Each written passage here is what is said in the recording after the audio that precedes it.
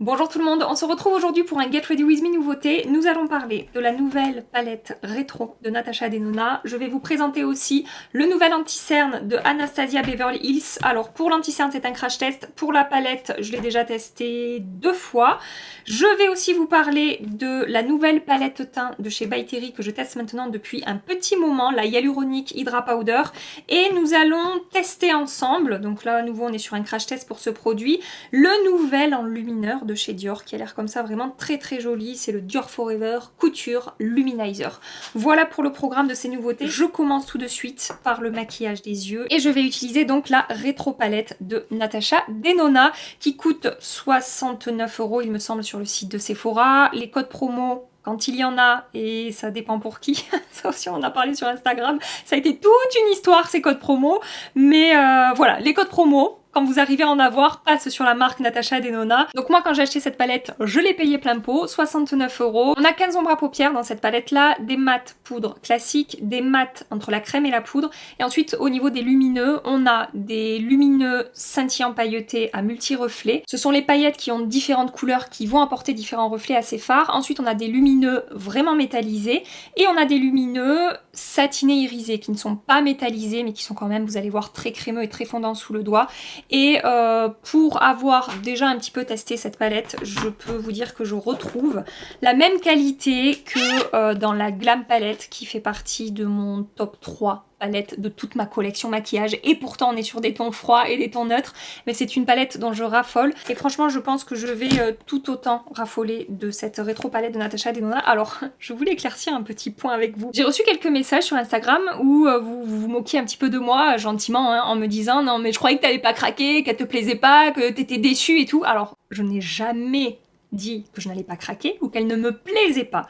J'ai dit, quand j'ai vu les visuels de cette palette qui s'appelle la rétro, je ne vois absolument pas, ou alors vraiment de très loin comme ça en plissant les yeux pour essayer de voir le lien et les similitudes avec la mini rétro. Et c'est vraiment ce qui m'a déçue parce que la mini rétro, j'adore cette palette, je trouve les teintes vraiment super jolies, un petit peu originales bien que très faciles à porter, et je pensais qu'on allait retrouver une déclinaison en grand de la mini rétro dans cette palette là. Ça n'est pas le cas, mais il n'empêche que je la trouve très jolie, donc je suis très contente de mon achat et je ne regrette absolument pas.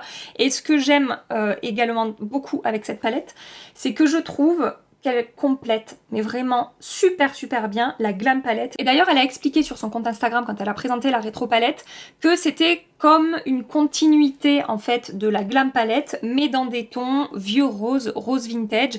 Et pour celles qui trouvent qu'il y a beaucoup de ressemblances avec la Love Palette, il me semble, sachez que c'est beaucoup plus nude, hein, c'est beaucoup plus facile à porter. Je trouve que dans la Love Palette, on a des teintes qui sont beaucoup plus flashy en fait, voilà, tout simplement. Avant de commencer à me maquiller, je vais vous faire quelques swatchs en direct. Je veux quand même vous montrer la manière dont vont swatcher ces fards. Donc là, j'ai prélevé la teinte Glitz qui fait partie de ces teintes, comme je vous ai dit, scintillantes, un petit peu en transparence qu'on peut utiliser comme un topper. Mais vous voyez, on a quand même une certaine opacité. Si on prend le temps de construire ce fard, j'ai déjà utilisé sur mes yeux, on peut avoir quelque chose de très léger, un petit peu scintillant, ou on peut intensifier pour avoir quand même un rendu, comme je vous dis, assez opaque. Je vais vous montrer maintenant la teinte Jude qui est ici. Je vais pas tout vous swatcher, hein. Vraiment je vous fais, je pense, un fard infini par fard. Enfin vous avez compris, je vais vous montrer tous les finis qu'on retrouve, mais je vais vous faire qu'un fard par fini, voilà, ça y est j'ai réussi. Donc ça c'est le fard Jude, métallisé, là pour le coup vraiment très lumineux et opaque. On a beaucoup plus d'opacité que par rapport au fard Glitz qui est juste en dessous, et la texture de ce fard c'est vraiment très réussi. Regardez sur mon doigt ce qui me reste, vous voyez comme c'est fondant et voilà, et lumineux et métallisé, c'est super joli. Ensuite je vais vous swatcher le fard Swing qui est ici. Donc là on est sur un lumineux qui ne va pas être métallisé, ça va être un satiné, irisé, voilà, un petit peu moins intense en lumière, mais alors pareil, la pigmentation, l'opacité, la texture de ce fard, regardez ça, c'est juste parfait quoi. Enfin en tout cas moi je trouve, par rapport à mes goûts comme d'habitude et à mes attentes et à ce que j'aime utiliser sur mes yeux, ça me plaît énormément. Je vais vous swatcher la teinte Amara qui est ici. Je pense que les mats Natasha Denona sont mes mats préférés. au niveau de la facilité à travailler ces fards. C'est pigmenté, c'est facile à estomper, facile à diffuser. Et ensuite, dernier fini, on a ces textures entre la crème et la poudre qu'on commence à connaître bien chez Natasha Denona. Je sais pas si elle a changé la formulation ou si c'est moi qui hallucine, mais j'ai l'impression que dans cette palette-là, ces fards entre la crème et la poudre sont plus pigmentés que dans d'autres palettes que j'ai de Natasha Denona dans lesquelles on retrouve ce même genre de texture. Là vraiment, franchement regardez quoi. J'ai pas prélevé énormément de fard quoi et ça swatch vraiment très très bien. Globalement franchement j'en suis très contente après avoir vous, si vous aimez l'harmonie des teintes, si c'est une palette que vous êtes susceptible d'utiliser ou pas. C'est un choix qui vous appartient. Hein. Je vais commencer par prendre la teinte Nude Mauve. Je vais prendre le pinceau numéro 01 de la marque. Alors vous m'avez dit sur Instagram que ça se disait soit Refer, soit Refer. Refer. J'essaie de vous écouter, mais même vous n'êtes pas d'accord. Je vais appliquer ça dans mon creux de paupière. J'ai déjà appliqué ma base de chez Hourglass. Hein. Ça sera dans la barre d'infos. Donc vraiment, ça se travaille très rapidement et très facilement, ce fard mat. Toujours avec ce fard et le même pinceau, je vais fermer mon coin externe ici. Je prends maintenant la teinte Amara. La vie à la campagne. Il y a une buse, vous savez les petits rapaces, une buse, qui vient de s'éclater dans ma baie vitrée. Et heureusement que je suis allée voir parce qu'il y avait le chat du voisin là qui est en train d'arriver en mode lui, je vais en faire mon 4 heures. Et bon, j'ai ouvert la porte et l'oiseau s'est envolé. Mais alors il avait l'air bien sonné, il a tapé fort. Hein. Je sais pas si vous avez entendu ou pas au micro, mais... Bref, donc cette teinte Amara, pinceau numéro 14, toujours de la même marque, je l'applique précisément dans mon creux. Hop. Voilà, donc pareil, hyper facile à appliquer, à utiliser. Je prends la teinte Gogo. Pinceau numéro 3, j'applique cette teinte au-dessus de la teinte Amara. C'est juste pour ajouter une petite transition au-dessus de mon creux de paupière.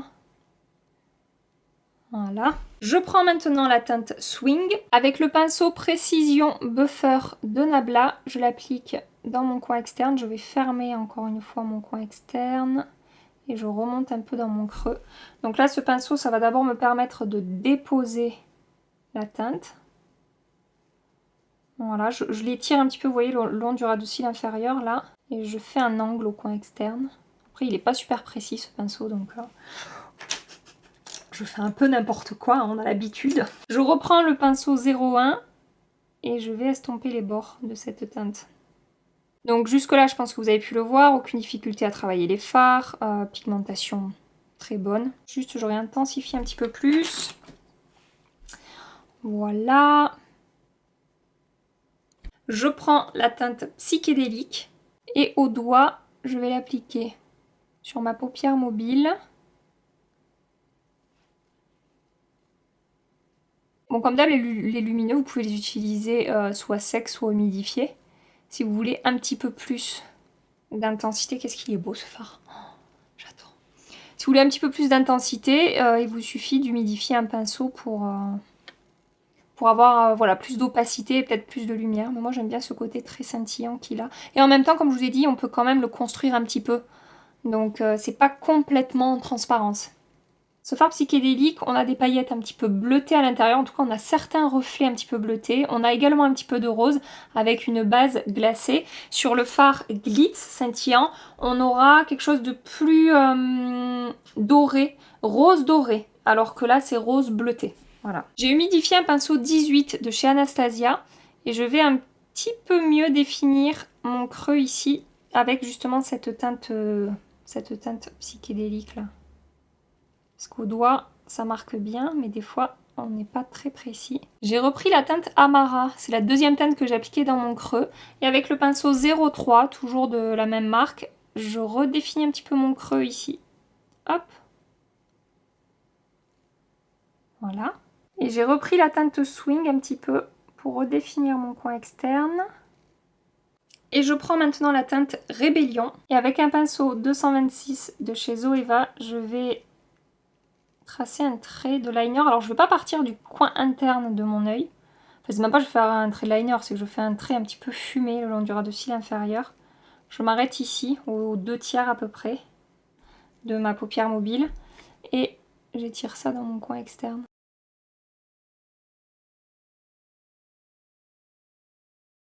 Je vous l'ai mis en accéléré, mais j'ai fait quelques corrections en fait. J'ai pris le fard psychédélique, je l'ai réappliqué par-dessus mon coin externe en fait, ce que j'avais fait. Et ensuite j'ai retracé avec le pinceau Zoeva et cette teinte-là un trait plus précis dans mon coin externe. En fait, je voulais plus marquer l'angle dans mon coin externe entre le fard foncé et le fard lumineux. J'ai commencé le maquillage sur mon deuxième œil. Pour l'instant, j'ai fait exactement les mêmes étapes que ce que j'avais fait de ce côté. Et j'en suis à l'étape où j'avais appliqué le fard glitz sur ma paupière mobile. Et j'ai envie en fait de vous montrer en action sur mes yeux le fard Jude. Donc c'est celui que je vais prendre, le métallisé en haut au milieu là. Je ne sors pas de chez moi aujourd'hui, donc je ne verrai personne. C'est pas grave si j'ai deux maquillages différents sur les yeux, mais je veux appliquer ce fard là sur ma paupière mobile, faire un maquillage un petit peu plus foncé du coup, voilà. Et donc teinte Jude sur toute ma paupière mobile au doigt. Et je vais l'étirer jusqu'à mon coin externe ici. Donc on voit toujours le fard swing qui ressort au travers, ça s'intensifie un petit peu, mais j'ai quand même recouvert avec la lumière du fard Jude. Et ensuite je reprends le pinceau Nabla qui m'a servi pour justement ce fard swing et je réintensifie un petit peu mon coin externe. Voilà. Et ce fard là, il est vraiment très très beau encore une fois. Lumineux, métallisé, fondant, il s'est super bien déposé sur ma paupière, aucune difficulté à le travailler. Je reprends le fard Rébellion avec le pinceau Zoeva, toujours le même, c'était le 226. Je vais faire la même chose que de l'autre côté, c'est-à-dire que je vais étirer un petit peu ce fard comme un trait de liner un petit peu fumé le long de mon ras de cils. Hop. Et par exemple, si je veux un côté un petit peu plus scintillant sur ce fard, faire ressortir un petit peu plus de lumière, je peux très bien reprendre légèrement au doigt la teinte psychédélique, qui est ici, la même que j'ai appliquée ici, et très légèrement tapoter ça par-dessus. Donc ça va pas vraiment dénaturer le fard Jude, on verra toujours cette teinte taupe froide sur ma paupière mobile, mais je vais rajouter quand même un petit peu de lumière par-dessus. Je vais continuer un petit peu mon maquillage hors caméra, je vais appliquer mascara, base, fond de teint et je reviens pour l'anti-cerne Anastasia et je finirai le maquillage des yeux quand j'aurai terminé mon teint. Je passe maintenant à l'anti-cerne avec la nouveauté de chez Anastasia Beverly Hills, c'est le Magic Touch Concealer, j'ai pris la teinte 7. J'espère que ça va aller, je pense... Ah, j'ai un truc dans l'œil. Je l'ai juste swatché sur mon poignet, ça avait l'air d'aller à peu près, donc je verrai une fois que j'aurai commencé à le travailler. Je l'ai acheté sur Beauty Bay au prix de 30,25 €. Au niveau des promesses, c'est un anti-cerne avec une couvrance moyenne à totale. Il est onctueux, léger, il fond sur la peau afin de corriger et illuminer, estomper et masquer les imperfections pour produire un fini effet seconde peau à l'aspect naturel. La teinte numéro 7, ça donne ça. Ça va être peut-être un poil foncé, mais bon écoutez, on va voir ce que ça donne. On a un gros applicateur mousse et on a 12 ml de produit dans ce tube là, donc c'est vraiment pas mal au niveau de la quantité. Donc je vais commencer par ce côté, je sais pas quelle quantité appliquer. Je vais faire comme je fais avec mon Shape Tape et je vais le travailler à l'éponge. Bon, la teinte on dirait que ça va. Tout de suite, ce que je peux vous dire après la première application, c'est que on est sur une couvrance avec une couche plutôt moyenne. Le Shape Tape de chez Tarte par exemple est quand même plus couvrant que ça. Donc je vais en rajouter un petit peu. Par contre, il s'est estompé hyper facilement à l'éponge. Mais voilà, je vais quand même en remettre un petit peu. Effectivement, la teinte est un poil trop foncé pour moi. J'aurais dû prendre une teinte un petit peu plus claire. Mais bon, c'est pas grave. On est là pour voir comment est-ce que le produit va se comporter sur la peau. Donc je module, j'essaie de rajouter un petit peu de couvrance. Et j'étire la matière. Au moment de l'application, il a vraiment un très joli rendu sur le contour de l'œil. Ça a effectivement lissé ma peau, ça ne marque pas la texture de ma peau. Ça s'est très bien fondu. J'ai réussi à augmenter la couvrance en rajoutant du coup une couche comme vous avez pu le voir. Et je vais le laisser sécher comme ça, je ne vais pas le poudrer pour voir comment est-ce qu'il évolue. Pour l'instant il me laisse un effet un petit peu lumineux sur le contour de l'œil, un petit peu crémeux en fait. La texture est quand même, en sortant du tube, assez épaisse. Après une fois travaillé sur la peau, ça va mieux, mais enfin voilà, c'est comme un petit peu le Shape Tape. Sur moi, la texture épaisse se fond très très bien. Après, ça va dépendre encore une fois évidemment des types de peau et de vos attentes et de vos besoins par rapport à votre peau. Hop! Même constat de ce côté-là. Le rendu est joli, fondu. Ça a eu tendance à lisser mon contour de l'œil, ça a bien corrigé mes cernes. Et voilà, couvrance moyenne à forte. Effectivement, on peut moduler. Je vais le laisser sécher comme ça, on va voir si ça file ou pas, on va voir comment est-ce que ça se comporte. Et en attendant, je vais utiliser cette nouvelle palette de chez By Terry. Il s'agit de la Hyaluronic Hydra Powder, je la teste depuis un petit moment maintenant. J'ai la teinte Fer to Medium. C'est une palette qui contient 4 poudres Hyaluronic Hydra Powder pressées qui vont donc ne pas assécher la peau puisqu'elles sont infusées de soins et d'acide hyaluronique et elles vont lisser, flouter. Du coup après c'est pas les poudres les plus lissantes et floutantes que j'ai, mais il y a un effet un petit peu airbrush avec ces poudres qui est très joli. Elles matifient, elles sont hyper fines, elles ne se voient pas du tout sur la peau. Et par rapport à ma peau mixte, il va quand même falloir que je fasse une retouche de plus ou deux dans la journée selon le fond de teint que j'utilise par rapport par exemple à ma poudre Shape Tape Setting Powder de chez Tarte. Donc là je vais poudrer la première moitié de mon visage pour que vous puissiez voir un petit peu ce que ça donne. Je mélange les deux teintes du haut là. On est sur des poudres qui sont matifiantes. Par contre elles ne plombent absolument pas le teint. Ça matifie tout en légèreté, en subtilité. Elles ont un aspect très naturel et complètement imperceptible sur la peau. Et avec ces teintes on va pouvoir sculpter un petit peu son visage, des teintes plus claires sur la zone T, vous pouvez poudrer votre anti-cerne, voilà, sur les zones saillantes de votre visage, et ensuite avec les teintes un petit peu plus foncées, pardon, on va pouvoir sculpter son visage. Donc là j'ai utilisé le pinceau numéro 22, toujours de la marque Refer, et je vais utiliser le pinceau 05. Je vais prendre la teinte la plus foncée. Alors attention, sur cette palette là, quand je vous dis que ça permet de sculpter, c'est tout en légèreté, tout en subtilité, hein. Ça va être ultra naturel. Ça va juste contraster un tout petit peu avec la peau, mais si vous voulez un vrai bronzer, soit il faudra prendre la teinte au-dessus, soit il faudra vous utiliser un vrai bronzer. Vous voyez, je peux pas dire que c'est vraiment par rapport à ma carnation en tout cas, sur une peau très claire peut-être, mais sur ma carnation, voilà, ça rajoute de la dimension en fait. Ça c'est le côté où j'ai poudré mon teint avec cette palette. Et là, c'est le côté où je n'ai pas encore poudré. Donc vous voyez, c'est un petit peu lissé, flouté, matifié, un petit peu sculpté. Et le rendu est très joli sur la peau. Et ces palettes, parce que je vous ai dit il y en a deux, vous pouvez les trouver sur le site de Look Fantastic. Et avec mon code LFGAB, je vous mets tout dans la barre d'infos, elles reviennent à 39 €. C'est l'une d'entre vous qui m'a partagé ça sur Instagram. Merci de toujours m'envoyer les bons plans et tout. Vous êtes, je vous le dis, peut-être pas assez, mais j'essaie de vous le dire quand même souvent, vous êtes des amours, voilà, de me partager toujours vos trouvailles et tout. Et du coup elle est bien moins chère, voilà, sur le site Look Fantastic avec un code promo que sur Sephora ou sur le site By Terry où elle va coûter quand même, je crois, autour de 50 €, quelque chose comme ça. Comme highlighter, je vais utiliser une nouveauté de chez Dior. Il s'agit du Dior Forever Couture Luminizer. J'ai pris la teinte 01 Nude Glow. Alors il y avait déjà des enlumineurs chez Dior, mais je pense qu'ils ont reformulé, repackagé tout ça. Le packaging est vraiment sympa. Un petit peu matelassé comme ça, effet cuir. Voilà, c'est un très joli packaging. Et donc au niveau des promesses, c'est un enlumineur qui révèle un fini iridescent spectaculaire et amplifie l'éclat du teint. Reflet multidimensionnel, 95% de pigments d'origine naturelle, fusionne avec la peau, tenue parfaite, préserve l'hydratation naturelle de la peau tout au long de la journée, son confort est assuré. Et au niveau de son... j'allais dire de son petit prix, absolument pas, de son prix, 49,90 €. Je peux vous dire qu'on va être sur un enlumineur, à mon avis, modulable. On va pouvoir faire quelque chose de très léger ou intensifier un petit peu. Je pense pas que vous puissiez avoir un rendu métallisé, à moins que vous humidifiez votre pinceau highlighter.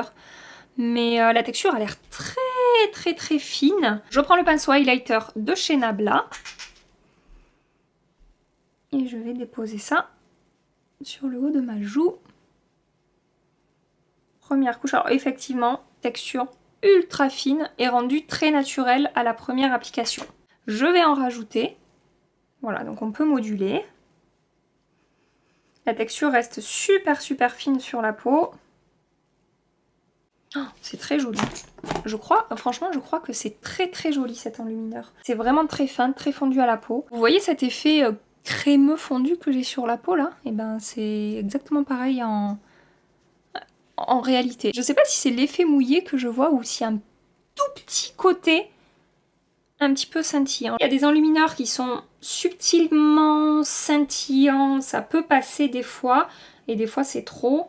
Là, j'ai du mal à dire parce qu'à la fois, la texture est ultra fine et fondue et m'apporte un effet mouillé à la peau, et en même temps, j'ai l'impression de voir selon l'angle en fait, un petit côté, je vous dis, pas vraiment scintillant, mais comme s'il y avait des petites particules de lumière par-ci par-là, là je sais pas comment vous décrire ça, mais il n'empêche que là à 20 cm ou 30 cm de mon miroir, j'ai juste un bel effet mouillé fondu sur la peau. Écoutez, je crois que ça me plaît.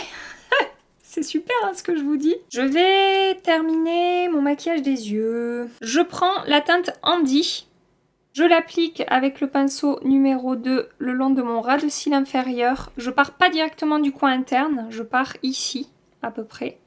Et j'étire ça jusqu'au coin externe. Je prends la teinte Amara. Toujours avec le même pinceau, coin externe, je vais longer là mon ras de cils inférieur en restant vraiment près de mon ras de cils. J'ai fait pareil de l'autre côté. Maintenant, je vais prendre la teinte Groove.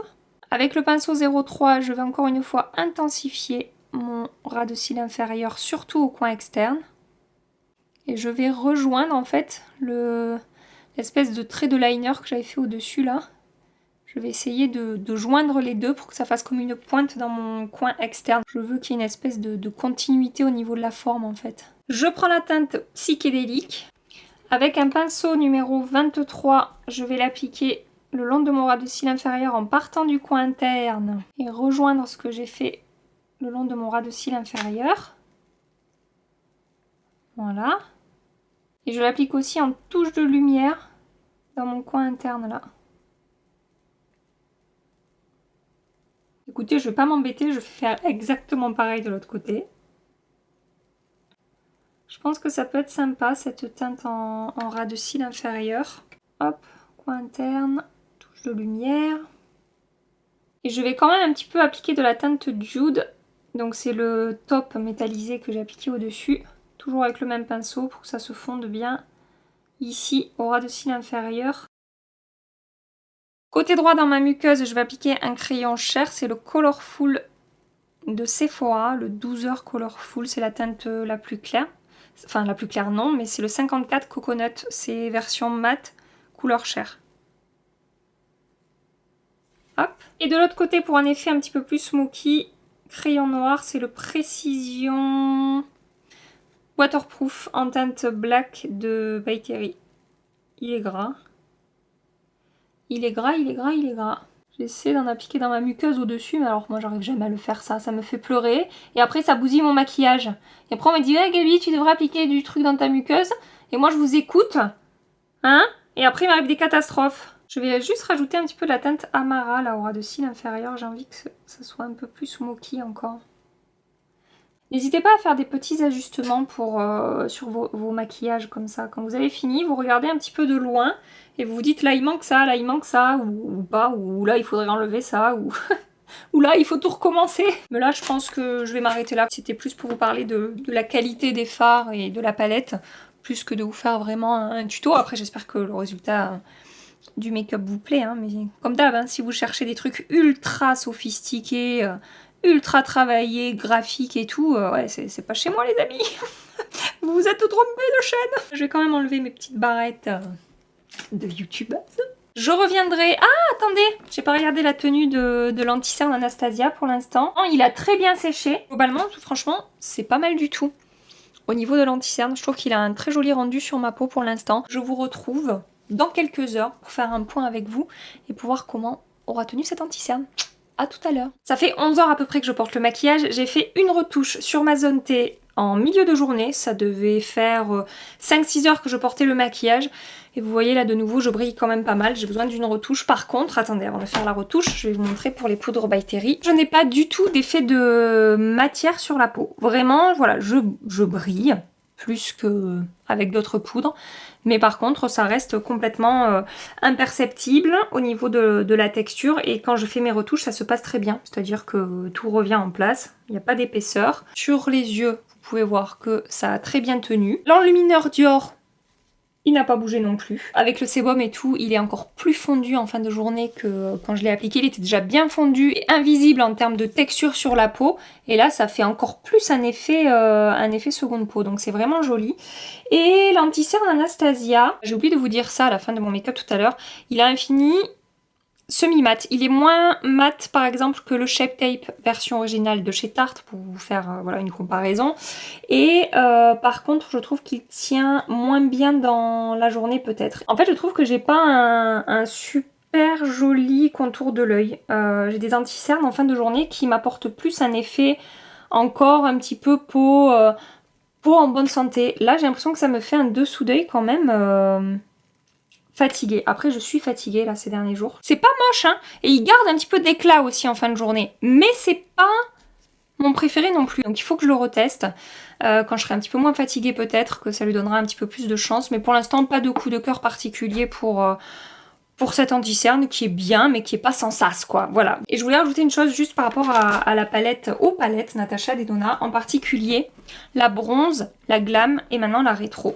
Pour moi ce sont vraiment des... Ah non ça c'est la Zendo. Tiens en parlant de la Zendo, justement la Zendo qui est l'avant-dernière du coup qui est sortie, je sais pas si vous vous souvenez mais elle m'avait quand même un petit peu déçue cette palette hein.